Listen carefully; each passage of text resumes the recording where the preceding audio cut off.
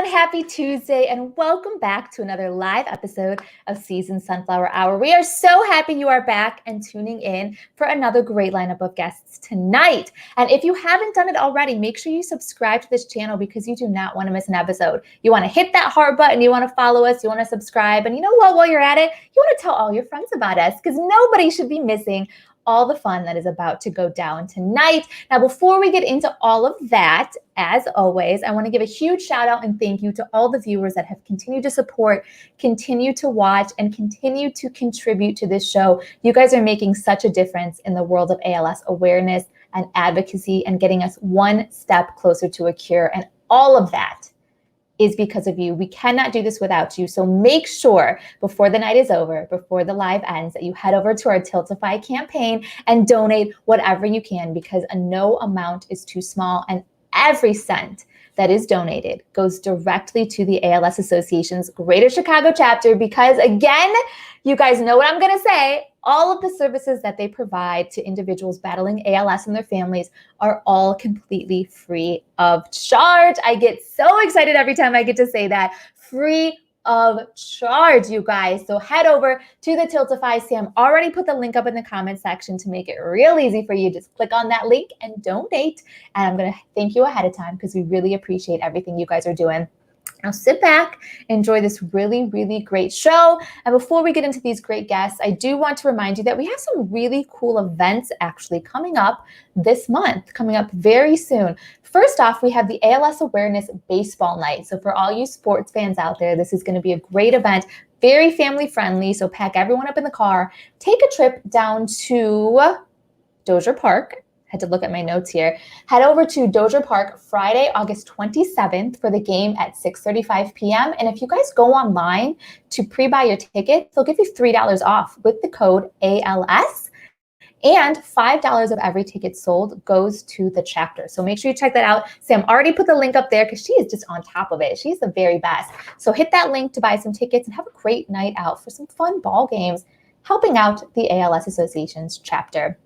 Also, we've got some really great individuals that have been touched by ALS and that have put on some sort of, we call them DIY events because they have done all the legwork, all the heavy lifting to put on an event to help support the chapter. So we want to support them in their amazing efforts. First up, we have the Tina Deckert Benefit, which this sounds like such a blast. So Tina Deckert lost her battle with ALS this July 24th. She was an avid motorcycle rider and loved spending her free time just hitting the bike and heading out and feeling the wind. So what better way to honor her than to put together an event where people can ride in her honor? And that's exactly what they are doing. So on August 28th at 11 a.m. at Stone's Midway Tap in Pekin, Illinois. It's 14202 Illinois 29, Pekin, Illinois. They're going to be having an event in honor of her. All wheels are welcome. So even if you do not have a motorcycle, you can still participate in this event. You can sign up the day of at 11 a.m. The first bike heads out at 1 p.m. and the last bike heads out at 7 p.m. It is $10 a bike or per wheels if you're in a car and $5 for a passenger. And they are donating half of all the proceeds to the ALS Association and half of the proceeds to Tina's family. So make sure you guys check that out. That is August 28th, starting at 11 a.m. at Stone's Midway Tap in Pekin, Illinois. And we have an awesome fishing tournament. So if any of you are fishers, competitive fishers at that, you're going to want to check this one out. It's the Phil Hathaway ALS Fishing Tournament. That is also on August 28th. So both of them sound exciting. You're going to have to put a name in a hat and throw it up and pick one and see where you're going. But that is on August 28th from 6 a.m. to 2 p.m. It's at Lake Vermilion and Lake Mingo. So I guess you could choose. You can choose which place you want to go to. It's a multi-species fishing tournament. It's $25 per person. They are providing lunch and they're giving out prizes for first, second, third, and biggest fish. So that'll be a really fun day. And all of the proceeds from this, every cent that they raise, is going to ALS. So both events are going to be absolutely incredible. You want to check them out. both of the links for both of those events are already thrown up in the comment section. So make sure you check those out. And again, spread the word, tell all your friends and family, because that's another great way that you can help. It doesn't always have to be monetary contributions, which of course we do love, but also just spreading the word and sharing this information with other people, because you never know who's going to be interested. So that is a huge help to us. So please help us and spread the word, and let's keep getting some ALS awareness, because you know what? We are going to continue this fight until we find a cure, and we need your help. So check those events out, and I'm gonna tell you guys all about the walk more later, but I don't want to stall any longer. I want us to jump into these incredible, incredible guests, because you guys are going to be blown away tonight, and we've got some fun stuff planned too. We're going to do even more than just talking. So get ready for all the fun to ensue. My first guests are extremely successful and talented software executives that share a passion for music and living life full of purpose. Dan's life was forever changed because of ALS, and his desire to raise awareness and funds for the cause has only continued to grow. And not only has it grown, but he's inspired that very same desire in his friend Mike as well. Both men have continued to champion on behalf of ALS awareness and the ALS Association's Greater Chicago chapter, and we couldn't be more appreciative. Please welcome longtime friends and ALS advocates, Dan Deldegan and Mike Milburn. Hi, guys. Hello, Season. How are you? Hi, I'm good. How are you guys? Welcome to Sunflower Hour. It's great to join you. This is fun to be here. This is so fun. And we're a little bit all over the place here, because some of us are in Illinois, some of us are in other states. Mike, I'm so jealous of you. Okay, so many things that we need to dive in here with. But first off, I want to go, Dan, so your high school best friend was battling Mike ALS. Meehan. Yes, Mike Meehan. He was diagnosed in 2013, and he fought a tough battle and unfortunately passed away about 2 years after diagnosis. His journey, his battle with ALS hit you hard. It affected you, it impacted you, and it inspired you in certain ways. So tell me about Mike Meehan and how his journey changed your life. Well, Season, thank you, first of all, for this opportunity to talk about this, and my dear friend Mike Meehan, who I miss dearly, and my buddy Mike Milburn, who's joined me in this cause. And Mike has really doubled down on helping us with expanding the reach of the fundraising events that we do and helping raise awareness and funding. And the origin story for my involvement with ALS with my friend Mike Meehan goes back to Homewood Flossmoor High School in the south suburbs of Chicago, where Mike and I were classmates and basketball teammates. Mike was the star of our football team in high school. He went on to play at the University of Pittsburgh. He was on the Dan Marino teams for the Pitt Panthers in the 80s, and went on to a career in his family business, packaging business with his father. And when Mike and I each started our own families, and we, each got married, he married his high school sweetheart, Lori, and raised two beautiful children, Pat and Casey, who are parents now. And as we navigated our lives as fathers and husbands, and stayed in touch, playing golf all the time and hanging out, doing our annual golf trip, which we still do today in Mike's honor, we thought, wow, this is what we had pictured as kids, is that we remained friends, all of our core group of buddies. About a dozen of us who still hang out together and get together every year. And then when Mike was diagnosed with ALS, obviously it shook us all to the core. And it helped us really appreciate, first of all, how little time we have in this journey that we all have on this blue and green marble. It's really short. The currency that matters most is not money, it's time.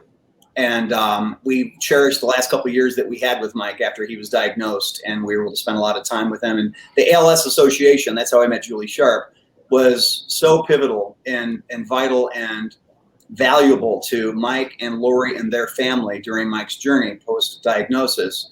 And I thought, wow, I never knew anything about this disease other than it's Lou Gehrig's disease. I didn't know anything about the ALS Association. And I've come to know and love Julie and her organization, and people like you, Season, dedicate their time and talents to helping in this cause. And Mike and I are all in, and I'm delighted to honor Mike's memory with our involvement with this cause. I love that you found your way to us. And then all of that that love just kind of oozed out, because like you said, you brought Mike into this. And Mike, you met Dan through work, but he was a mentor for you in the professional field, and then that spilled over to something even bigger and better in this friendship that you guys have, and he still continues to sort of mentor you. He has inspired you in so many ways, but especially with ALS advocacy, and how did he inspire you to get involved in ALS? What was it that really, just hearing him talk about it, got you wanting to dive in headfirst into this cause as well? Yeah, thanks, Season. So I think first of all, let's give a big thanks to Julie. We're all here representing what we're trying to do, and Julie's been a wonderful quarterback for that. So again, just thank you for that for Julie and the team. Exactly. Yes, for Julie. huge online thank you. I think it's interesting. We spend so much time on in the work life. And one of the things that I think both Dan and I were fortunate is we worked at Salesforce, and Mark Benioff was our cultural, spiritual, and business leader. And Mark always talked about giving back. And many of us are in different stages of our journey. And Dan talked about our time on this, marble. And I was a little bit earlier on in my journey, but there was something magnetic about giving back. And I don't think I knew exactly what I was doing. And I'm okay saying that at the time, but I knew it felt good. And when I think the first time that I joined Dan, it was a lot of fun. And then it was, well, how do we have more fun, but also how do we help more? And, some of the best ideas come out of really, really good problems. And this was a problem on how to get more people involved in this cause. And it was sort of a very organic pull. It wasn't like we sat down and we're like, what are we going to do? It was just kind of natural. And so I think it was just a extension of all the time and passion that we put into our families and our work lives. And this was just a different extension of the passion that really, really felt good. I love that. I think it was you and I, when we were talking on the phone, making the comment, I don't know if people haven't experienced it. It sounds crazy, but giving back, making this type of a difference, spreading the word on something that you're passionate about is the best kind of drug. I mean, it's just the best high. It's the best feeling. I can't even describe it unless you've experienced it and know what I'm talking about. It doesn't make sense. It sounds crazy. And you guys felt that, and you guys felt it. And I think you're even stronger together because something happened when the two of you sort of joined forces and put your superpowers together that has just taken this to the absolute next level. And speaking of the next level, that's exactly what you've done with this golf tournament. Jen, you kind of brought it up. You had the Meehan Golf Classic, and then this has morphed into something new. So tell me all about that. Yeah, that's right, Season. So right after Mike passed, in fact, our intent was to have the first ever Meehan Golf Classic in Mike's honor with him. And sadly, he passed in May of 2013 before we hosted the first event. So in August, it was August of 13, and then the 2 years thereafter, for 3 consecutive years, we hosted this. And right from the start, we invited Julie to join us. And then Julie made me aware that first year, well, we do an ALS Classic over at Cotton Hill. And so I started joining Julie for that event. We were doing both events, and Mike's son-in-law, Casey's husband, James Kerr, is a professional golfer. He's a golf coach and a pro golfer, and just a wonderful husband and father and dear friend. And he would play in the ALS Classic with me, and then Mike would come do it. And we thought, well, wait a minute, we're doing all this work twice. Why not put all of our energy into getting more and more people to come join us for the ALS Classic that Julie had been hosting already for 6 or 7 years by that time. And we've just helped in our humble way try to make this as big and bold as we can to even raise our gaze and our sights on the bigger fundraising target. More and more corporate sponsorships, more friends. And Mike, I've got to credit with really hitting the accelerator on it. I thought, all right, we can take it to this level. And Mike said, well, that's interesting. Let's take it to this level. And Mike has exceeded my expectations, just like he did when we worked together at Salesforce. Aww. I mean, those are some nice words, Mike. How have you guys inspired each other? So Mike, how has Dan inspired you? And Dan, you kind of just said it, but has he inspired you in other ways? Absolutely. I mean, I think, if you think about the way I think about it is if one of the traditions that we have is the last hole or two of the ALS Classic, we finish as like the 30, 40, 50, 60. And, it could be 100 or it could be, who knows where we're going to take it. Maybe we'll have the largest group that finishes a hole in the history of the world. someday. And I'm feeling like a Guinness Book World Record is coming out of this. So take note, everyone. It started here. Absolutely. I think that's our vision. But when you think about those memories and then you work your way back to it, like planning is going to start the day after, September 9th. I'm going to wake up and I'm going to be like, okay, what do we do next year? And if you think about, the last 4 or 5 years, and you just think about every year, I just think we just keep not pushing. It's really a pull. It's because there's not a lot of effort from the perspective of there's a lot of hours and calories, but it's not stress. This is fun. And we have people flying in from Minnesota. We have people flying in from Texas. We have people flying in from California and from New York. And so I think it's just turned into something really special. Well, you guys, we were kind of talking about this on the phone too, because it's true, there are so many great worthy causes and there are so many different golf tournaments all the time, everywhere. Why this one? What really sets this one apart from all of these other options that people have out there for golf tournaments? Well, that's a great question. And you're right, Season. There's so many great causes. Mike and I are both active with fundraising. Admittedly, it's the social magnetic pull of these events where we get to see old friends. For the American Cancer Society, where our dear friend Tyler Prince, an executive at Salesforce, who was a cancer survivor. My dear friend Greg Buchholz, another cancer survivor who was my partner at Spring CM. He was the founder, I was the CEO. And so a lot of our friends have been touched by cancer, so we're active with that cause. I lost my best friend at ALS. So these are the reasons that we've gotten pulled into these causes, and that magnetic force that you feel to get involved in a cause like Julie Sharp's organization, the ALS Association Chicago chapter. It's a very immediate connection. And it's when I first met Julie, it was clear that her mission, it just made sense to me that we could help. And I thought, wow, if we could pool these people together, these people who share a passion and have a network of friends. And that's, if Mike and I have a superpower, it's simply that we have great friends and friends who have been fortunate enough to, in business and in their lives, have some success that they are eager to share. And so we do this in the form of these events. And we've done this across other causes, but I'd say, the ALS event obviously is top and center for me, given my personal connection and my best friend, Mike. How about you, Mike? What do you think really sets this apart for people, maybe viewers that are watching that are saying, you know what, I was just invited to, 10 different golf outings this summer. Why this one?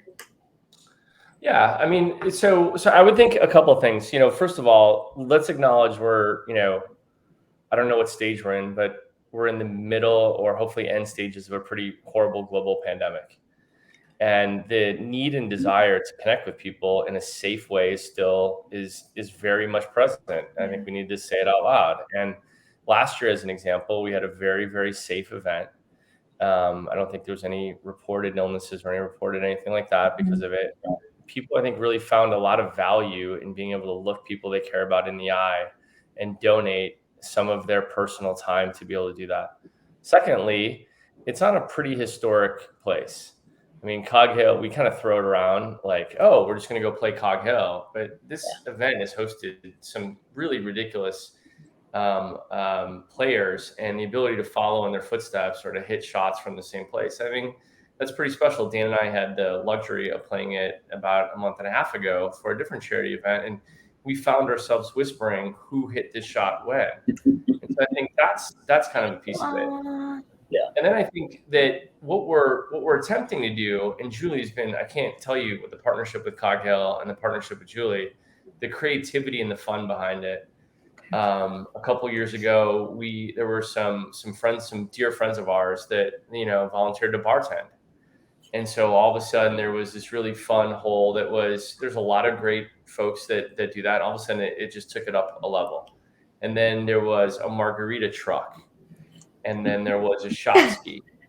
And so I just think that you get something a little bit different. The last thing I'll say is that the people that are coming go to a lot of events. This event is extraordinarily well run, from Bob Dickman, who's one of the legendary golf coaches in the Central region, to Julie, to the course, to Cog Hill. The Jenzik family. Yeah. Yeah. This event is just run tremendously well. And I think all those things come together, and it's just a tremendous opportunity. Yeah. It is. And you guys are such a huge part of that too, because you, like we said, you've taken this to the next level and you've continued. You guys with Julie, you guys just put on an event that, like you said, Mike, it's nothing like anything else that is out there. I have been to countless numbers of golf outings and charities as well, and I can tell you, none of them are like this. Well, I'll tell you, Susan, we'll put it over the top, and your viewers and listeners are about to experience it too.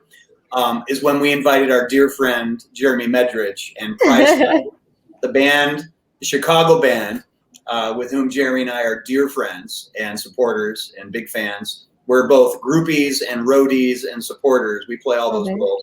And when that last year was the first year the prize fighter, Jeremy and his brother Brian and their dear friend Steve Mass joined us, and that just helped add to the grandeur of the event and how much fun we can have, and also our appreciation for friendship, because that's really what this is about.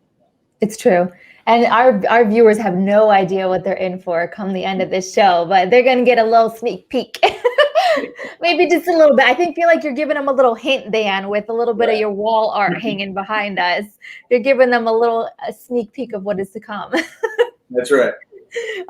Well, ALS, it's a heavy topic, and we know, Julie loves your guitars in the background. When did you get pulled into buying? Yes. Love it. But seriously, though, we're laughing, we're joking. There's a lot of great things that have come out of ALS, but there's a lot of horrible things that come along with this disease. But like you guys have said, sometimes some really horrible problems in life inspire some really incredible actions and people to stand up. What has ALS taught you guys? What have you learned through this whole experience and journey you guys have been on since ALS has come into your life? Yeah, I'll offer you this point of view. First of all, I went from literally zero knowledge of this disease and the horrific effects it has on its victims and families, to understanding that we are not far from a cure. Now, not far can be a misleading phrase to throw out, because there's a lot of work being done and a lot of work that still needs to be done, a lot of fundraising and awareness increase that needs to happen through events like this, which is what inspires Mike and me. But the opportunity that we have, and I'm a relatively old guy, but we still have an opportunity in our lifetime to see ALS cured in our lifetime. That is a very real, that is in our sights, and that is what we're focused on. I want to see a cure to ALS. First of all, the therapeutic gains we've made have been tremendous. But I could see a vaccine or cure for ALS in our lifetime, and that's what we're fighting for. Literally from your lips to God's mouth at this point, because I'm with you and I want to see that day. I want it to come. I do. How about you, Mike? Do you have anything you wanted to add in on that? What all of this has taught you through this journey of ALS being in your life? Yeah, I think, one of the interesting connections here was the degrees of separation. I think sometimes you think you're pretty far away from it. Dan experienced it 1 degree, probably woke up one morning and he was a lot closer to it than he ever imagined. And one of the unique moments that I'll share was, I went to a college in Wisconsin called Ripon College, and our chairman of the board, or the chairman of the board of trustees, his name is Tom Abendroth. Tom's from Chicago, and when I shared with him that we were working on the ALS Foundation, he shared with me that his dad was one of the his father, and Tom's older than I am. He shared with me that his father was one of the early gentlemen that helped start some of the research, and I can't fully vocalize how important Tom's dad was to the research. But that 1 degree of separation is just kind of, to me, a reminder of how close you are to this disease and other diseases. Mm-hmm. And so if I can do my small part, or I can volunteer, or I can help, I don't know, none of us know what's going to happen next, but this just feels like a way to do something, if it makes sense, on the offensive versus just waiting on the defensive for a phone call or something like that. So that's kind of how I think about it. That's awesome. And Julie's chiming in with all kinds of great words, how you guys are such a dynamic duo in this love fest, and thanking you guys. She's so right. Thank you for joining us, seriously. Before I let you go, though, I want to hit you with a couple more things real quick, because I love this. So as I was talking to you guys and getting to know you, and I'm so bummed this didn't happen sooner, but I'm glad you guys are in my life now, because now you're stuck with a new friend. Ha, ha, ha. But and Dan, you are not old, by the way. You're not even a little bit. You get to pick a number, make a number up. You just stopped aging. That's a number you get to be forever. I like That's that. what works in my world. 26, I stopped aging. I'll be 26. That's a good number. I'll take that one too. Exactly. I just picked a number. That's it. That's where I just stopped. Wrinkles and gray hair be darned. Nope, I'm staying at 26 forever. But so as you've aged, they always say there's that quote, with age comes wisdom. Now, you guys have both gained some extra wisdom over the years. What would you say right now at this moment in time? What are your words to live by? Well, I'll tell you what I shared when I lost my dear friend Mike, and that is that if you don't tell the people in your life, your family and your dearest friends, often that you love them, then you need to start, because time ticks away really quickly, and time really is the currency that matters. It's not money, it's not materialism, it's time. And I tell Mike every time we're on the phone together, I'll give him a hug and tell him I love him, just like I did my late brother, I did with the rest of my family, that I do with my 5 children.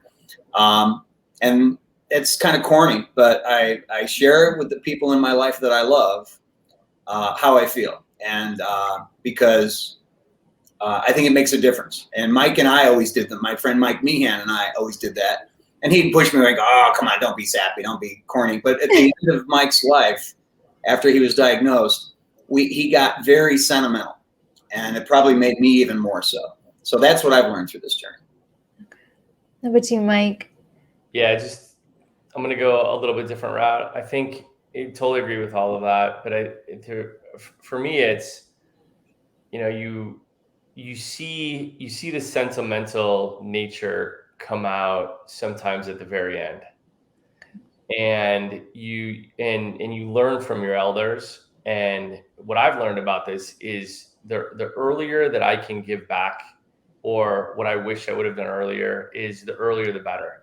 So if there's people watching or there's people coming to the Classic, it's never too early to start. And the starting in your own way could be $1 or it could be time. Those things are kind of interchangeable. I mean, the fact that we've got, I think this year, Julie and Dan have the spreadsheet going right now, but I think we're going to come close to over 100, 100 and some, or even more folks that are going to attend this golf outing. Wow. And that's time. That's not necessarily the currency of just donating money. So for me, it's get involved and start to give back, because time will affect you. And the sooner that you can start to give back, the sooner that you're going to feel like you can do something about time. That's right. I love it. And it's good for your soul. It's just good for your soul. And you get to be around guys like you, people like Julie. You get, like Julie was saying, this love fest. You get to just be in this love bubble and just celebrate life with people that really know the value and the importance of needing to celebrate life. I love that. The love bubble actually sounds like a good name for a band. I've been told I'm good with words sometimes. That's a good one. Whoever needs that one out there, start a band. You can use it. Love bubble. I'm into it. And so speaking of bands, I got to kick you boys off so that we can get to Mike. I love this perfectly placed products here, because between Dan's backdrop, between Mike's shirt, this is a beautiful little hint of who I'm going to be talking to next, introducing all of our, I love it. We're going to bring into the Twitch world somebody new, but you guys don't go anywhere, because I'm bringing you back. I'm not done with you yet. Exactly. So hang out, chill out in our fancy little green room, be celebrated as guests, and I will see you guys back very, very soon. Thanks guys so much. Thank you, Susan. Bye. Guys, they're fantastic. See, I just have so much fun talking to everybody and getting to know these amazing guests. I could just go on and on forever. So I feel bad that I had to kick them off, but get ready, because right before we come into our next guest, I do want to remind you guys, though, I know you've heard me say this before, it is still Walk to Defeat ALS time. We still have these mini walks going on. It is not too late to sign up. And remember, there's absolutely no obligation. It is free to sign up. There are no fundraising minimums. So you guys can sign up. Sam's going to put the link up. For our teams, we have 3 more walks coming up in September. September 11th in Peoria, September 18th in Northern Illinois, and September 25th in Champaign. But don't let those locations scare you because, again, they are virtual mini walks. So you don't actually even have to be in the state of Illinois. You don't even have to be in this country to join our teams. You can join from anywhere in the world. You can get out. You can walk wherever you want. You can grab as many people as you want, and you can just get out there and walk and spread awareness. Take some pictures, throw them up on social media that you are doing this for ALS. And if you want to start your own walk team, that is still possible. And it is easy as can be. We did it on an episode. Sam created a walk team for the show in about 5 minutes. So simple. And team captains get this really awesome swag box with all kinds of great prizes inside. And if you do raise money, once you hit your $90 milestone, you get a t-shirt. And who doesn't love an awesome t-shirt, especially one with the ALS logo on it? So it is not too late. You want to make sure that you register for the mini walks. And on top of that, what's even cooler, guys, is we have a team for this show. That's right. We have a team and we let the viewers pick the name. We put out the Instagram polls. The results were in. We unveiled them on the show a couple weeks ago. And you guys picked the absolute coolest name for our team. We are Team Sunflower Strong. I know, let that sink in. It's super cool. So I get to walk for Team Sunflower Strong, and I don't want to do it alone because you know what? I'm going to be real honest. Right now, I'm the only person on this walk team, and I'm not having it. So I want some people to join in. I want some people to join my team, join Sunflower Strong. Sam's going to throw up the link to that also in the comments if you want to join my team because I'd love to have you. There it is. And guys, again, there's no commitment. So join the team. We can, pick a day. Well, we don't even have to do it on the same day as me, but you can walk around and let's do this all in the name of ALS awareness. Do it. Click that link. Beautiful. Sam, you are the greatest. Now, if you were watching before, I would love to throw it out to you guys to try to guess who's coming on next. But I feel like it's super obvious because my next guest is just an all-around super cool dude. Seriously, I'm just going to say that. He's a super cool dude. He's a front man for the Chicago-based band Prize Fighters. He gets to travel around sharing his musical passion with the entire world. Prize Fighters' debut album, Rewind, has fans begging for more. They performed last year at the ALS Association's Golf Classic, and we are so honored to get to welcome them back again this year. But before that happens, Jeremy, 1/3 of the band is here with us tonight to join us. And hopefully, maybe if we're lucky, he'll even sing a song for us. So please welcome frontman of Prize Fighter, Jeremy. I don't want to butcher your last name, so I'm leaving your last name out. I'm sorry. Thank you. It's Meterich. Ah, Meterich. Okay, that maybe would have been my guess, but you know what? I like Prize Fighter Jeremy even better. That's the same last name as the drummer of the band, Brian. Yes, because you guys are brothers, right? That's right. Yep, my older brother's the drummer. I love it. That's so fun. Have you guys always thought you wanted to start a band together? Was this a family thing? I've been in a band with my brother for about 100 years. See, you don't look a day over 26 either. Did you just you stopped aging then too? In one way or another, we've been in bands for as long as I can remember. It's all we've ever done. That is so cool. So who picked who was going to play the instrument? How did that happen for you guys? Well, our dad raised us playing the guitar. And so we were always around music and instruments. And when we were little, we'd run around the house pretending like we were in the band, because we'd see my dad's band. And I was always the drummer. I would grab the ottoman and, I would grab something to play the drums with. Our older sister would grab the vacuum. She was the singer, right? And my brother was always the guitar player. But as it turned out, 7 years old, I think I was, my dad bought me a guitar for Christmas and my brother a drum set. And that's where it all changed. Okay, so your dad did this. Your dad set these wheels into motion for you guys. Yeah. That's I right. love this. What about your sister? Is she still singing? Or did No. she go a whole lot? No. I think she played flute for a few years in grade school, and I Okay. think she still has it. I can't remember the last time I saw her try to play it, but Okay. that was between our older sister Jenny and our younger sister Becky. Jenny was the only other one who did anything musical, just for a little bit with the flute. But Brian and I were the ones who took it way too far. So here we are. And here you are. And so now Prize Fighter, first of all, where did this name come from? How did this even come to be? Well, the short story is not that short, but I'll give it to you. I'll give it as quick as I can. My brother and I were in a band called Luster for years in Chicago. And then we wound up spending a lot of time on the road, touring around the country and playing in all kinds of, different markets around the country for probably 3 or 4 years, almost straight. I mean, that's all we did. I mean, we jumped in with both feet.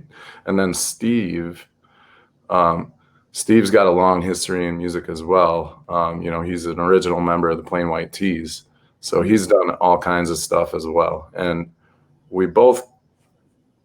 my brother and I are from Elmhurst. Steve is from Villa Park, which is next to Elmhurst. And we kind of started running with some of the same friends, and everybody was in a band, and this was our band, and that was their band, and people were playing Fireside Bowl way back in the day, and playing shows all over Wheaton Community Center, and even church basement shows and backyard shows, and so we became kind of acquaintances with each other over time, and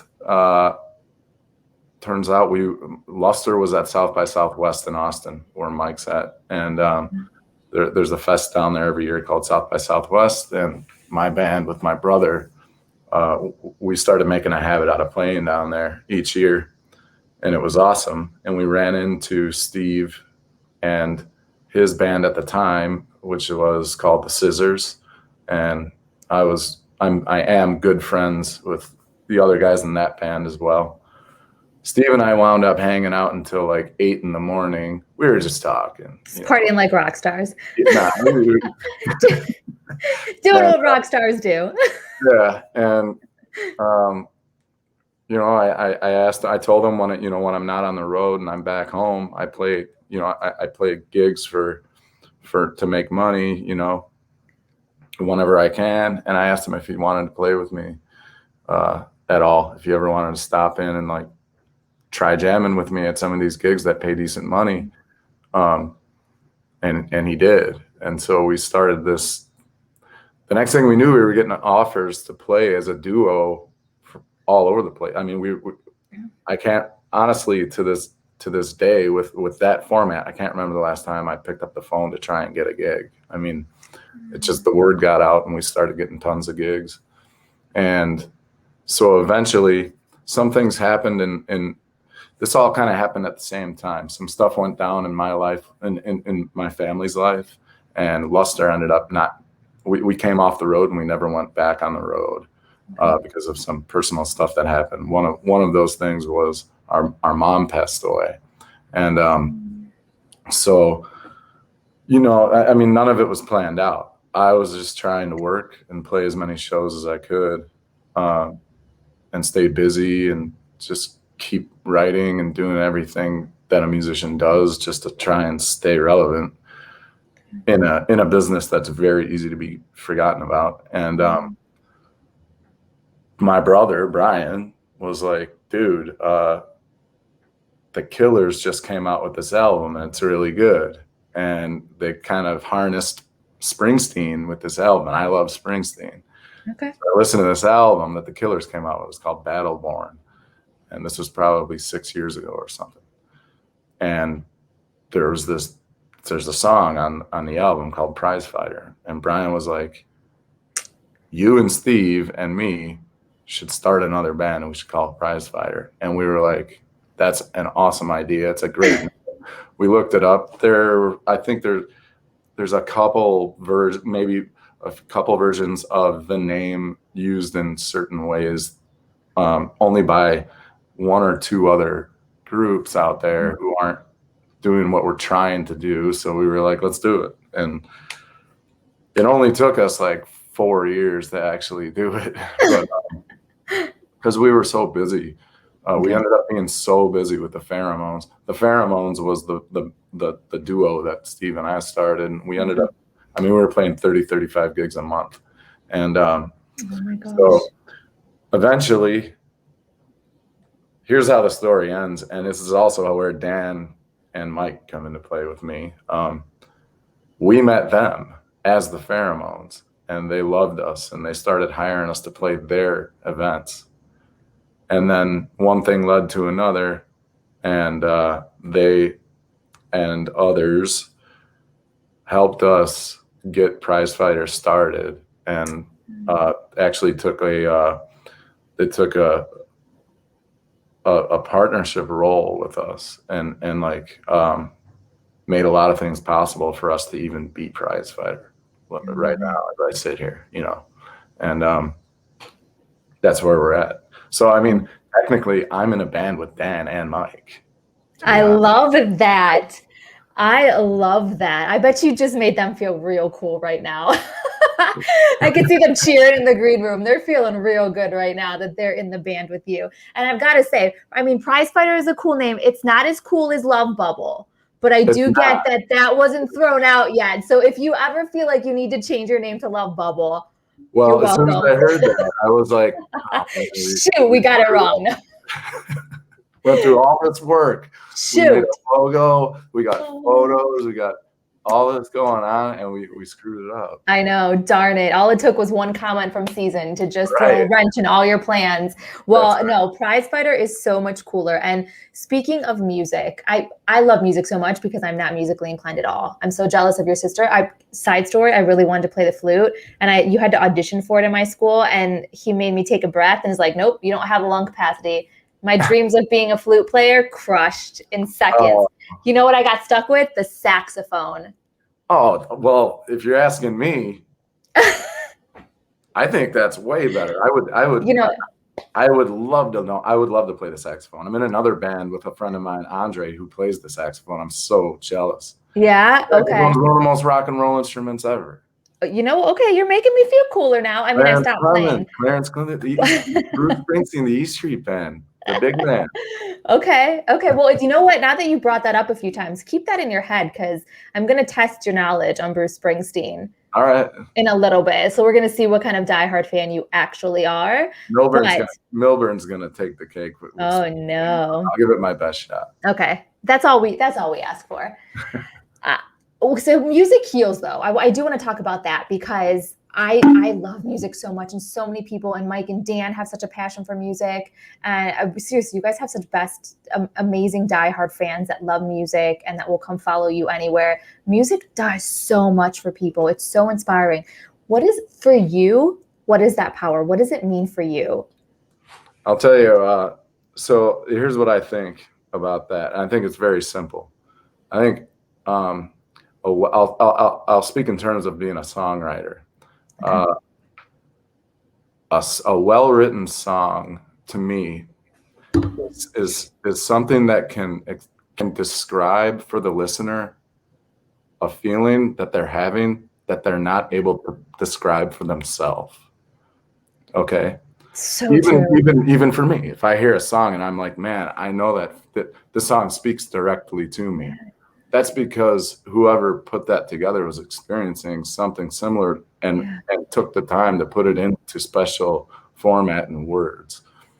That's what I think music is. That's what it is for me anyways. And that's what I try to have my music be for other people. I actively try to portray a feeling that I know you've had before in a way that maybe you've never tried to do it. So you can watch and be like, yeah, dude, that's what I feel, you know? That's how I think of it. No, it's so true.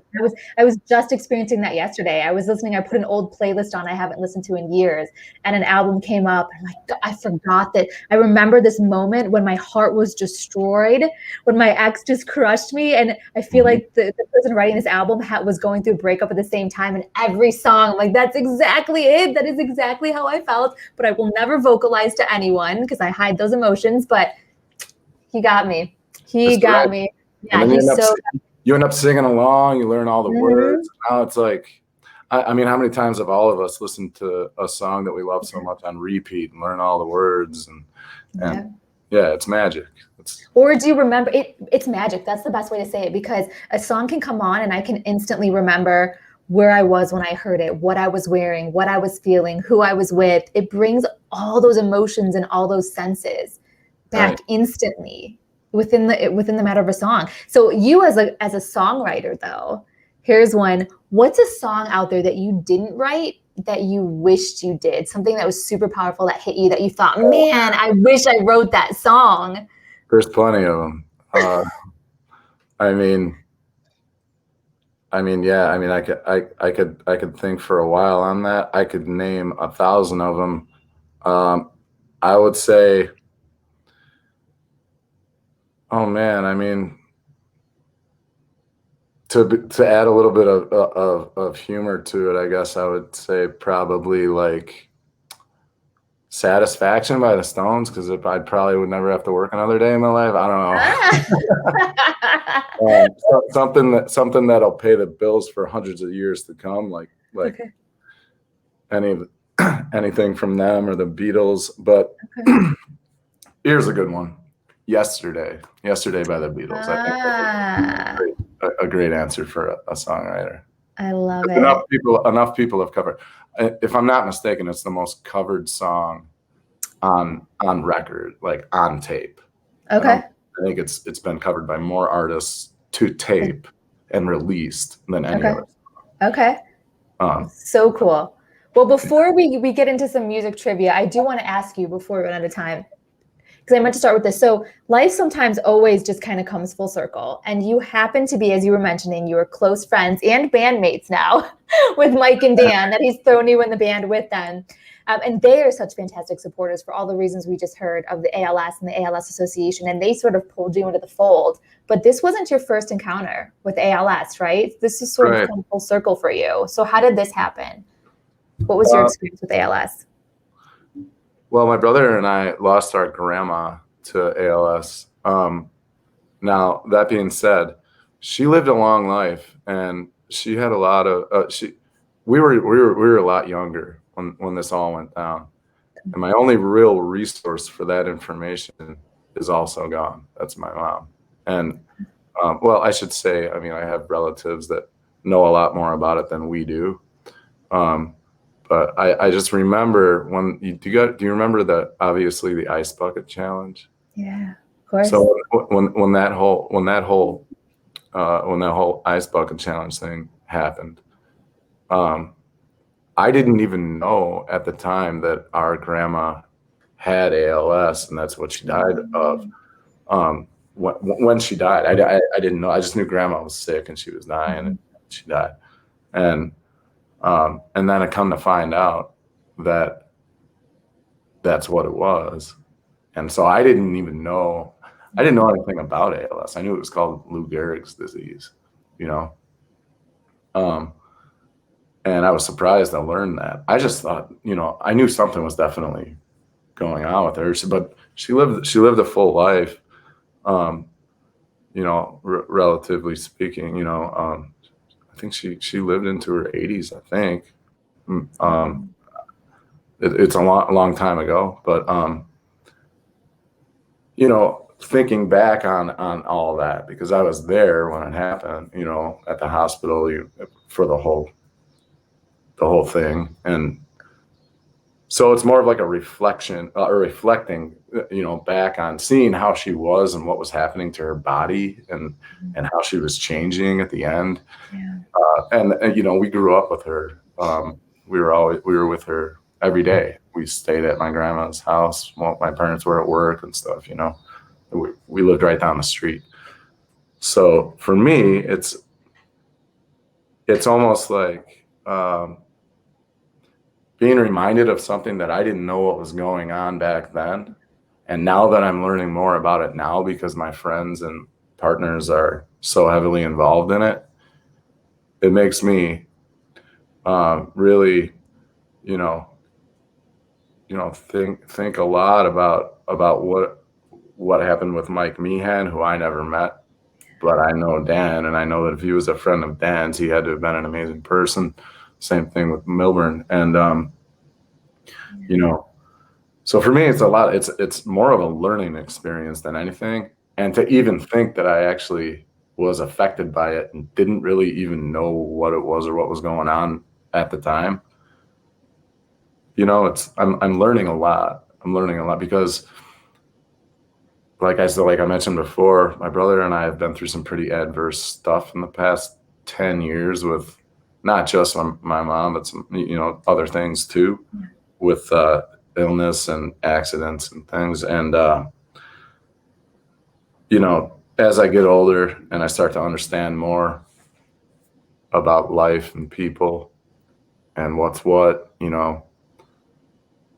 it feels good to be involved with people who are so active in trying to help other people that that wind up having to deal with stuff like this.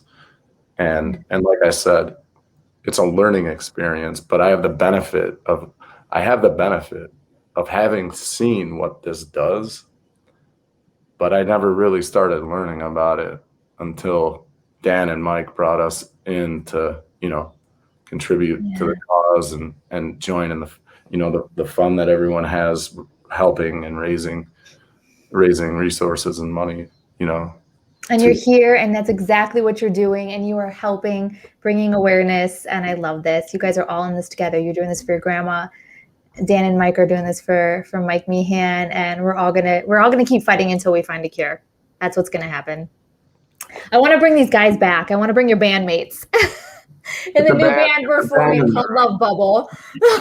I want to bring Prize Fighter / Love Bubble band back together because let's have some fun here, and I want to test some of this knowledge because you guys all claim to be very avid music fans. So let's see how true that is. We're going to jump in because we're running out of time here. So I'm going to ask you some questions. I did make it multiple choice if we need it, but I'm going to start without even giving you options and just see if you guys just happen to know these answers. So, and all the viewers, if you guys are watching at home, feel free to play. Jump in, throw a comment if you think you know the answer. Let's see if you guys can outsmart these handsome men over here. Okay, first up, this song from Born to Run album tells the story of the formation of the E Street Band. What is the name of this song? 10th Avenue Freeze Out. It is. You didn't even need the multiple choice. It is 10th Avenue Freeze Out. Buzzed in early. And Bruce Springsteen even admittedly claims that although he wrote and performed the song for decades, he has no idea what that title means. He walked into a 10th Avenue Freeze Out. That's all he knows. That is hilarious. Everyone made that tune in 0 notes. Holy smokes. Okay, this is going to be, I think, easier than I thought it would be. I thought these were really hard. Okay, what 90s rocker almost became a painter instead of a musician? He's in the Rock and Roll Hall of Fame, and he released a greatest hits album in 1999 entitled The Best I Could Do.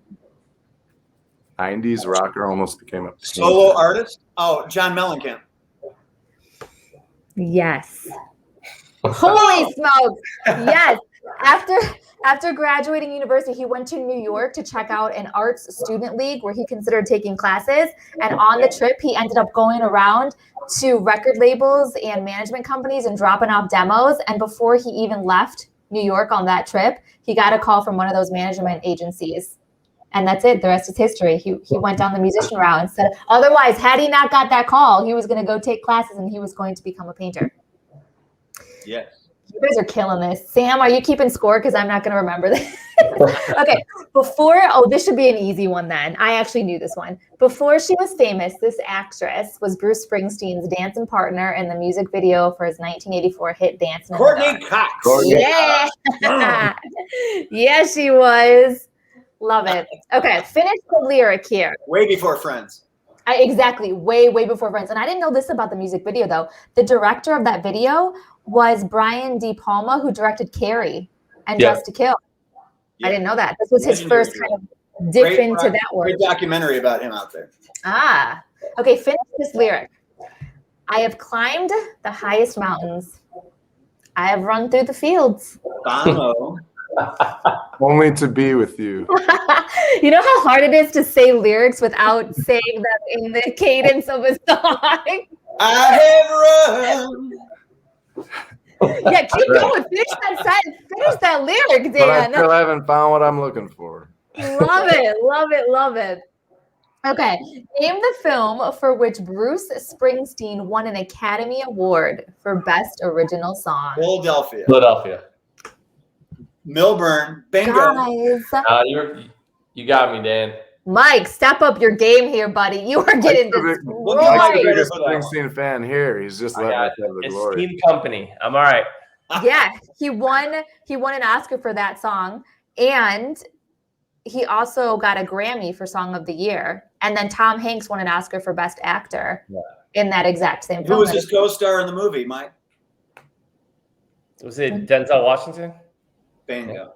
Okay, you're redeeming yourself, Mike. Yes. You're fighting back. Okay, what musical legend won an American Music Award for Jack and Diane in 1982?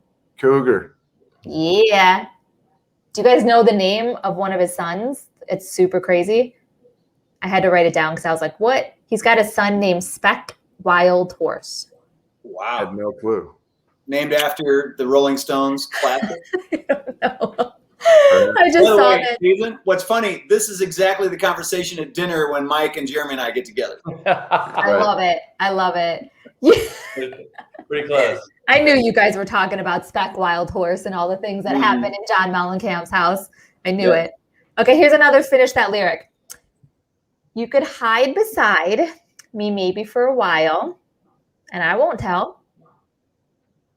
Yeah. Ooh, I hope I Google don't. that. I won't tell no one your name. Google Yeah. Darn it! I want to stump somebody. It's true. That was one of their- the first songs that. Jeremy You and I switched up the cadence. You said it. You didn't say it the way he sings. I know. I tried Right. really hard. It's really hard to say those kinds of Like a songs head that fake. everyone knows. I'm trying to trick Right. you. Yeah. They let's see. It came out. This is gonna make us feel old, guys. That song came out in 1995, and it was a number one. It was number one on the Billboard's Modern Rock chart. That wasn't that long ago. I had 2 kids by then. Yeah, it wasn't that long ago. Okay, what British rock band performed in London in 1996 and is made up of members Johnny Buckland, Guy Berryman? Coldplay. Yeah, you don't even need multiple choice. You guys are good. Okay, name this If you tune. take Chris Martin for last, it would have given it away. I did. That's why I was trying real hard not to say that name. By the way, like Jeremy and his brother Brian, Coldplay's been a band since they were children. Oh, I didn't know that. Yeah. Ooh, okay. Okay. It's We learned funny. a lot watching rockumentaries during COVID. I encountered his nanny once.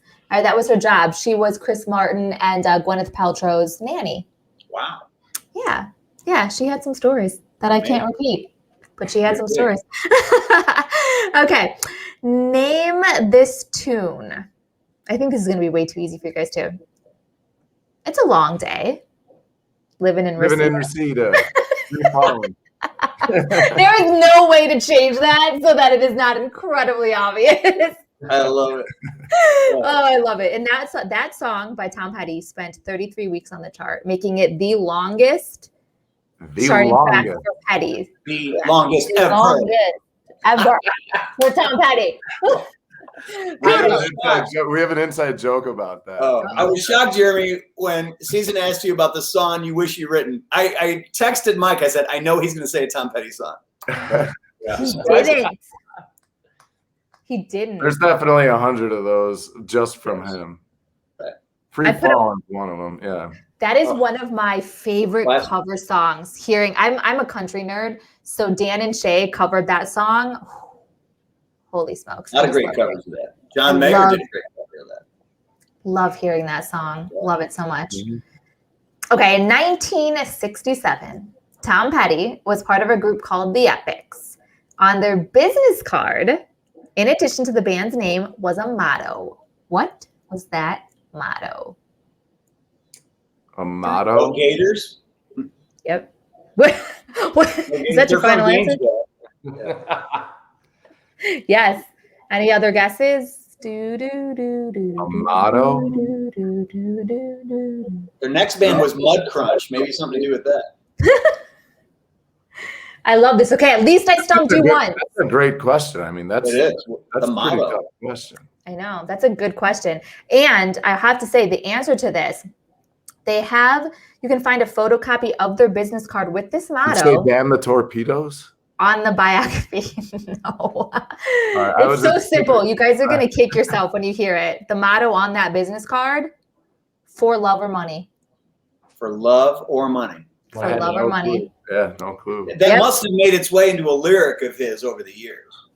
For love or money. Easy as that. It's a good lyric. Yeah. It is. Okay, name this rocker. I hope this one stumps you too. In order to get around to gigs, this rocker got a 1948 Buick Roadmaster hearse that he named Mortimer Hertzberg, Mort for short. His first instrument was a cheap plastic ukulele that he got as a stocking stuffer for Christmas in 1958. These are all clues. He almost died of polio when he was 7. His Johnny father, Cash? Johnny Cash? his father was a journalist and sports writer and author and is a national icon in Canada. That is another clue. Neil Young? 3 of his most famous cuts from Everybody Knows This Is Nowhere were all written when he was ill with a 103-degree fever. Brian Adams? No, No. he got it. It was Neil Young. It was Neil Is it Young. Neil It Young? was Neil Young. Yep. Canada. Yeah, he's Yeah. from Canada. His dad is famous up there, and he wrote Cinnamon Girl, Down by the River, and Cowgirl in the Sand in 1969 when he had 103 fever. Oh, wow. Neil Young. Yeah, he rocked around in a hearse. Yeah, it was Canada that gave it away for me. Ah, okay. That's legendary.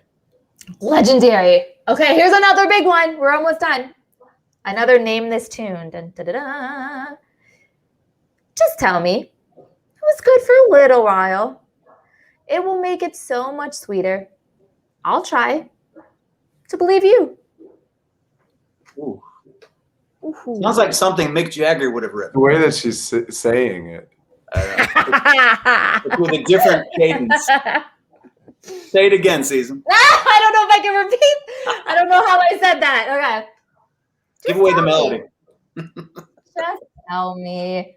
It was good for a little while. It'll make it so much sweeter. Glenn Fry, the Eagles. Oh. Prize fighter. Yes! Dude. You guys! It's Prize Fighter! It's me. It's Rear View Mirror. Got I it. was like, I know That's this. beautiful. Dan, those- Mike, you're kicked out of the band. You You're a don't even genius. know the songs. Yeah. Oh, that's beautiful. It's Prize Fighter. And the final and last That's winner from takes all Rewind. question. Where can you see Prize Fighter next? Well, we're planning a release show. It's going to be the big homecoming Chicago Here We Are party. Awesome. And it's likely going to be late October, early November. So I encourage everybody to stay tuned. In the meantime, we're playing various events. We're doing the ALS event, and you can September 8th. always catch me and on the weekends Steve at our residency in Wrigleyville, where we play after every Chicago Cubs home game at the Irish Oak. Love it. Most importantly, those are some really great gigs, but I'm going to And go and hopefully say the Hollywood Bowl coming up pretty soon. ooh, oh my Follow them gosh, on that is Prizefighter amazing. band, prizefightermusic.com. We're in a competition right now, and we're currently leading the pack to play Hollywood Bowl. That That is an amazing venue. Yeah, my ex played there, and I mean, that is such an amazing venue. Getting to walk out there and see that place empty, and then walking out there and seeing the house completely full and sold out, goosebumps. I mean, that is amazing. I hope you guys make it there. Yeah. I hope you guys get to Hollywood Bowl. Oh, Sam's got the totals up here. Let's just see who actually won. Oh, poor Mike. Mike, you had 0. Jeremy had 8-3. Jeremy, you kicked some booty. Good competition. He would never hear the end of it if he did not win that. Yeah, that's true. Did you guys let him win? Is that what happened? Yeah, nice. Yeah. We had several ties. I think Mike got a couple of those. I'm gonna protest the scoring. Okay. You know what? I do have to say though, you impressed me big time because some of those were hard. I feel like our viewers didn't even know because normally when we do games. If somebody presented me with something I wrote, I wouldn't remember. Jer, I love that you actually didn't even get that at first, by the way. If anyone needs to hire someone to change the cadence of their songs and stick it to people, you know who to call. You know you got your girl here. I'll confuse even the own writers of their songs. Seriously. Had you just said, just tell me it was good for a little while, then I would have been like, oh, yeah. I feel like I did say that. You maybe just didn't hear that. No. I said it the first time. But either way, I love this. I love you guys. You guys are so... Aw. Kathy Pat, she thanks you guys all for sharing all of your fun stories and anecdotes. And I love this and what you guys are doing. And actually, so the really important, exciting part is that you can see Jeremy coming up very soon on September 8th. Even if you are not playing at the Golf Classic, the ALS Classic, it's the first time ever they've opened this after party up, sort of. So where Prize Fighter will be playing, you get to see Jeremy live in person. You can come get a photo, get his autograph. He's so cool. You're going to want all of those things. So when they play the Hollywood Bowl, you can say, I knew him when. But you can come. So you don't have to be there during the day. You can just buy tickets. I believe they're $35. And you can come to the night event in the tent and watch the band play. So you want to check that out. Sam put up. She's on it. She already put the link up for that. And Jeremy, I want you to give him a taste before we head out, because there's a song that is super special to the ALS Association, a song that you wrote, that your band plays, that has sort of encompasses what we do. It was sort of the theme last year. They used it for everything. And I want you to hit us with it. Give us a live concert. Best Life. This song is called Best Life. I'm going to play it a little special way for you guys. Oh. That I've not done before, so... Drifting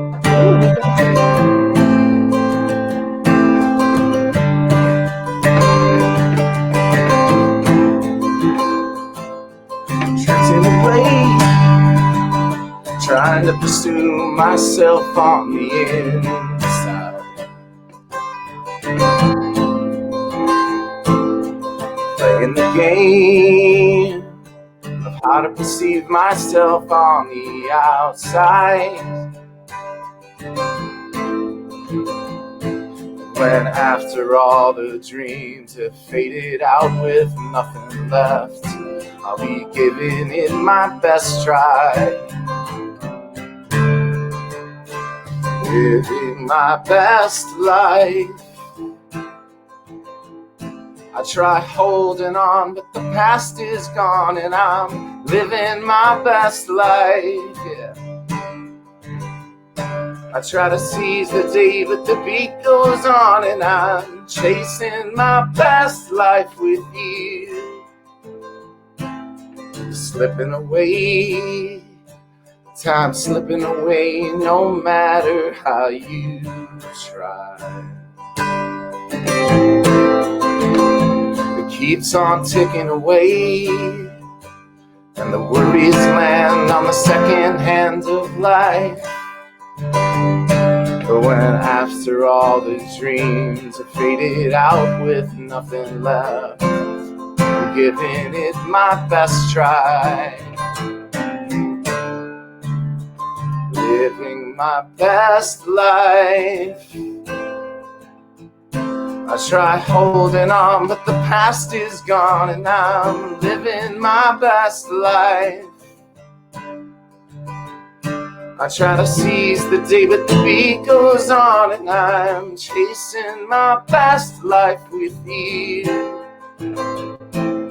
Where you and I, we could blow through all our money and maybe find some trouble together to get into.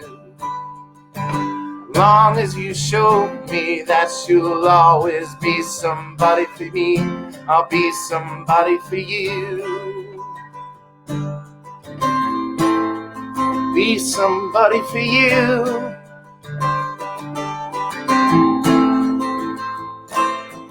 Every day, trying to pursue myself on the inside, chasing my past life with you. I try holding on, but the past is gone. I'm living my best life. I try to seize the day, but the beat goes on, and I'm chasing my past life with you. Living my best life. Living my best life with you. Living my best life. I'm chasing my best life with you.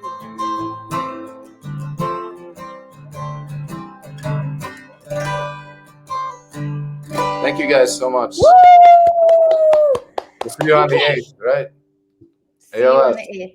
Absolutely, ALS. Join us. And we're going to keep living the best life. Thank you so much for that, Jeremy. Thank you for being here and for what you're doing. And you can't hear it, but I know everybody's clapping, applauding, and loving you right now. So Thanks so thank you. much. Thank you. I'll see you on the 8th. All right. Bye. You guys, how cool was that? I bet you had no idea when you tuned in tonight that you were going to get a trivia game, you were going to learn some stuff about music, and you were going to get a concert right here in your own home. How cool is that? That's what we do here at Sunflower Hour. We make you smile, we bring fun things into your life, and we keep it happy. So thank you guys again for tuning in to another awesome episode. And you guys, the night is not over. You still have about 30 to 60 seconds left. I haven't seen a Tiltify donation come in yet. So don't forget to do it, you guys. You still have time. Let's reach that goal. Let's get us closer. Make sure you donate. And I was mistaken when I said earlier that the tickets for the post-party pavilion where you can see Prizefighter and Jeremy perform, I was incorrect about the amount. It was not $35. It's $75, but worth every penny. You are not going to want to miss the show. Guys, hop on Tiltify. I'm going to keep telling you until someone does it. We want to see a donation come in. We want to get closer to that goal. And you don't even have to do it during the show. You can continue this until the next show. So thank you guys for being with us again. Thank you to Dan, to Mike, to Jeremy for sharing your stories, sharing your passions. I'm so happy that you're here with us. Thanks to all of you. I will see you again the first and third Tuesday of every month. I will see you guys back in September. And until then, everybody, be bright and shine your light.